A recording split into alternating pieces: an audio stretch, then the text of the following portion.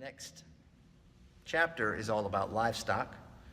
And this is like an entire chapter or a subchapter, sections of it, and we're going to do it all in one sitting, maybe about 15 to 20 minutes total. So livestock includes camels, cattle, and sheep or goats. It is obligatory from that which has been prepared for milking, pasturing, and breeding, but not for work in the fields or carrying loads. Right? So it depends on the usage of the animals that you have.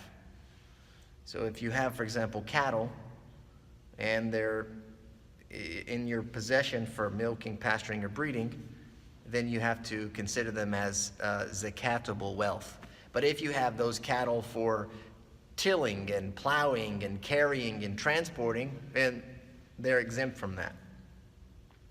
The next condition here is if they have grazed from permissible fields for most of the year. And this is based on the statement of the Prophet ﷺ. It's reported by Imam Ahmad. He said regarding grazing animals or grazing camels, a 2-year-old sheep is due for every 40. A 2-year-old sheep is due for every 40 camels. But not if fodder has been supplied or food has been either purchased or gathered from permissible sources, right? So we're talking about allowing the animals to graze freely on permissible lands as opposed to you having to invest in their fodder, their food. You have to go buy the alaf, which is like, the grass, or you have to go buy some type of feed. Then in that case, no, it's not applicable. Only if they've grazed for most of the year. It doesn't have to be the entire year altogether. So now we're talking about camels first, and essentially what we're looking at is the size of the herd. So the first, he says, for 25, there is a 1-year-old she-camel due, according to consensus. For every 5 less than that, meaning anything under 25 camels, there is a sheep due, in the same state of quality as the camels, so long as it is not defective, meaning the camel. Right, so you're going to take a sheep and offer as zakat based on the level of quality of your herd. The animals differ in quality. Some of them are extremely expensive and healthy, etc. Then some of them are cheaper because of their state or their health. Then you have the defective. So if the camels are actually defective, you can't offer a defective sheep. The sheep must be healthy but of a lesser value, equivalent to the defectiveness of the camels. A camel, cow, or 2 halves from different sheep, meaning like you kill 2 sheep and you cut them in half and give 2 halves to make a whole, like to piece it together, will not suffice in this case. So we're talking about herds less than 25. He says, for 10, there are 2 sheep. Right, so we said for basically 5, there was 1 sheep, right? If you had a small little herd of camels of 5. For 10, there are 2. For 15, there are 3. And for 20, there are 4 sheep according to the consensus. The number moves up to 36 next. For 36, there is a 2-year-old she-camel. For 46, there is a 3-year-old she-camel. For 61, there is a 4-year-old she-camel. All of these aged camels have specific names in the Arabic language. I just translated into what they mean here in English. And so the 4-year-old she-camel is the oldest age for which zakat is due on. So you're not going to pay a 5-year-old she-camel or 6-year-old she-camel as a kind of a base ruling. And this is according to consensus. For 76, there is 2 2-year-old she-camels, and for 91, there are 2 3-year-old she-camels. For 121, there are 3 2-year-old she-camels, all of which is based on the hadith reported by Abu Dawood and at-Tirmidhi, known as hadith al-Sadaqat. So the Prophet ﷺ, in this particular hadith, he highlighted all of these numbers, the size of your herd, and how much was due based on that size. He says, then for every 40 thereafter, beyond that number of 121 or so, it gets up to 130. He says, for every 40 thereafter, there is 1 2-year-old she-camel, and for every 50, there is 1 3-year-old she-camel. So what does that look like? Imam Uthman Najdi, his name's known as Ibn Qa'id.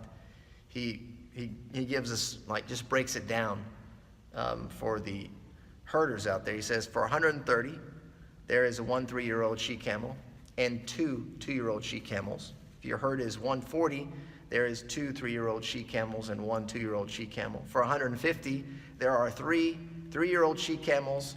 For 160, there are 4 2-year-old she camels. For 170, there is 1 3-year-old she camel and 3 2-year-old she camels. For 180, there are 2 3-year-old she camels and 2 2-year-old she camels. For 190, there are 3 3-year-old she camels and 1 2-year-old she camel. If the number reaches 200, that's quite a large herd of camel. A choice is made between 4 3-year-old she camels or 5 2-year-old she camels if you get to 200. And the reason for that is because if you're going in 40s, you can get up to 200. If you're going in 50s, you can get up to 200. And so you consider the 40s, there's 1 2-year-old, and in the 50, done by 50, there's 1 3-year-old. So you can make a choice in here depending on which type of animal and the number that you want to give. After the camel, you have cattle or bovine. These are cows, what we call in Arabic baqara. It's interesting to know that baqara, it comes from the word baqar, the root word, which is a verb. And baqar means to split open. And the reason they called cows baqara is because typically they're used to till the earth. You know, they put that contraption on them that tills the earth, which splits it open. So that's where they get the name baqara, from the root word baqara, which means to split something open, meaning to split open the earth, to till it. So you also have to pay zakat on cattle. For 30 cows, there is a 1-year-old bull. The bull is the male. Or a 1-year-old heifer, which is the female. There is nothing due for any number less than 30. Based on the hadith of Mu'adh, when the Prophet ﷺ sent him to Yemen. So you know that he went to Yemen, and he went to invite the people of Yemen to Islam, and he also went to teach them about Islam, and a part of that teaching was zakat. And so he had to bring with him the law of zakat, and part of that here was about cows, etc. For 40, there is a 2-year-old heifer. An older heifer will do, but not a bull or 2 1-year-olds. So some of these things are very particular, very specific. For 60, there are 2 1-year-old bulls. For 30 thereafter, for every 30 thereafter, meaning if the number exceeds 60, there's a 1-year-old bull, and for every 40, there is a 2-year-old heifer. And if the number matches 2 different payment amounts, like the camel before, when we got to 200. So here, for the case of cows, it would be 120. A choice is made between the two, like 4 1-year-olds or 3 2-year-olds, right? So there is some choice when you start to match those units, if you will. A male will not suffice except in this case of cattle. The other animals, they are required to give the female. We kept talking about she camel, she camel, she camel. Unless when there is a 2-year-old male camel or 3-year-old or 4-year-old and above is offered in the absence of a 1-year-old she camel. If you don't have the 1-year-old she camel, then you can offer a 2-year-old male camel or a 3 or a 4-year-old. Or when the entire nisab is male, meaning all of the camels or all of the animals that you have are male. Because zakat, it's a consolation, it's an act of kindness, and therefore it should not be a burden for you to pay your zakat. And so you don't need to go, you're not required to go to an outside source, but you should pay your zakat from your herd. So if all you have is male animals, well then that's going to suffice you. You take the male animal, as opposed to having to go and sell some male animals to purchase female animals in order to fit, the kind of the basic structure of the payment. The last section here is about sheep. And sheep here, the word that's used includes both male and female sheep and goat. And so if your herd reaches 40, there is 1 due. You have to give 1 animal. And there's nothing due on a herd less than 40. So 39, you're not to pay zakat on that herd. they have one baby, then you're at 40, you have to pay. For 121, there are 2. For 201, there are 3. And upward to 400, because typically the goats and the sheep, the flocks, they can get very large, much larger than your cow, much larger than your camels. So when you get to 400, there are 4. And for every 100 animals after that, there's 1. So for 500, how many do you pay? 5. And for 600, you pay 6, and so on and so forth.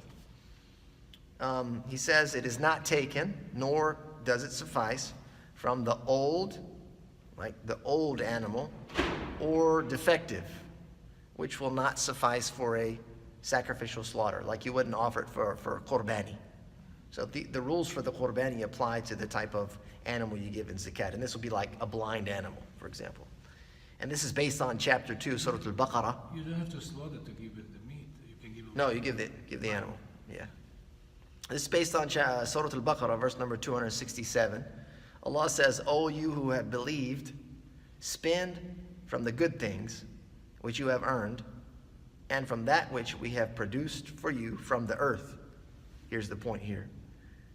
"And do not aim toward the defective therefrom, spending from that while you would not take it yourself except with closed eyes, and know that Allah is free of need and praiseworthy." Right, so you can't give the defective animals from your herd. Like clean out the herd and get rid of all the defective ones. You can't give those as a form of your zakat. Unless the entire nisab, all of the herd, is in the same condition. They're all defective. And then you just give what you have. It's not taken from the plump animal, like the one that's really gotten hefty and healthy, or the pregnant. Because the pregnant means there's a second animal there ready to come out, unless, of course, the owner is satisfied with giving those away. You don't have to give from like the best of your wealth here, as you don't give from the worst of your wealth, the defective, but you give what's considered moderate. Right? So the very fat, healthy animals, you may want them for yourself, or you have some other plans for them. And the pregnant, the same thing, unless, of course, you are satisfied with giving away the best of your wealth, and you certainly can do it. The last thing is about combining livestock between owners. Combining livestock renders 2 properties as one. When the owners share in the care of the animals as one complete herd, providing shared resources. So basically what that means is each one of us here, we have our own herds of animals, but it's to our benefit that we share in resources. So we go in together on the land in which we're gonna pasture our animals. And then we go in together on whatever structures may be needed, a place to milk the animals, a place to let them rest. We all go in together kind of as partners, and our herds are they're pasturing the land together. We may know what animals are out there based on, some of the basic qualities. I have all like spotted animals, and you all have pure white, and you have all pure black, and you have brown or whatever. Or we may know by markings, etc., but we're treating them like one herd. And when you do that, they become one when it comes to zakat. So if someone owns 1 sheep and another owns 39, that makes the nisab of 40. And the one who wants 1, he gives the zakat. He's going to give the zakat from his 1. Or for example, 40 people all own 1 animal, 1 sheep. And they partner together in the care of the entire flock over the course of a year. Remember, it has to be 1 year. As a group, they must contribute 1 sheep according to their share. So I have 1/40th of a share. I have to give 1/40th of the animal. Among the group, like if there are non-believers, 2 are non-believers too? No, they don't count. They don't count in this case. If the livestock is split between 2 or more areas, the distance which permits shortening prayer, everything in one area has its own ruling. So if you have herds that are located in different places, and those places are the distance permitted to shorten prayer. So in this case, that would be like 85 miles or more. So if you have like a flock of or a herd of animals here in Jersey, and then you have another herd of animals out in California, you're going to calculate those herds as 2 different entities, not together. But if there's one like Burlington County and one down in Camden County or whatever, they're close enough to be considered as one. But when they're separated, then you're going to count them as different. So if one is 39, there's no zakat. If the other one is 39, there's no zakat. You understand? However, it is impermissible to separate or to join herds in order to avoid paying zakat or to avoid paying the total amount Cheating. in order to cheat. Yeah, so you're getting close to the end of the year and you send half of your herd over to the West Coast and say, oh, I got two different herds. No, that's playing around with the rules, and that, of course, is sinful.